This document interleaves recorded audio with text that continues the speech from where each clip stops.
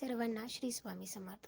तर सकाळी सकाळी छान अशी ती देवपूजा झाली. त्याच्यानंतर लगेचच मला भरीत बनवायचं होतं. त्यासाठी छान अशी वांगीसुद्धा भाजून घेतली.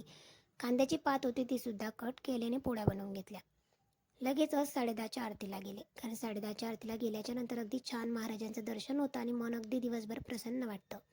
तिकडनं आल्याच्या नंतर वांगे अगदी थंडगार झाले होते. म्हटल्यावर दोघं वांगे छान असे सोलून घेतले, त्यांना मॅश केले आणि आमच्याकडच्या वांग्यांची मात्र काही गोष्टच वेगळी असते.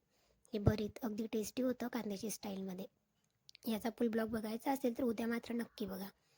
त्याच्यानंतर लगेच इथे जिरं मोहरीची फोडणी टाकली. थोडेसे शेंगदाणे, 2 मिरच्या आणि लसूण पेस्ट केलेली होती ती ॲड केली. शेंगदाणे अगदी फ्राय करून घेतले. त्याच्यामध्ये जी काही फ्रेश कांद्याची पात होती ना तीसुद्धा ॲड केली. कांद्याच्या पातीवर लगेचच झाकण ठेवलं, कारण अगदी छान मऊसूत होते ना तेलामध्ये, तेव्हाच ती अगदी टेस्टी लागते खायला. नंतर त्याच्यामध्ये जे काही भरताचे वांगे होते 2 मॅश केलेले ते ॲड केले.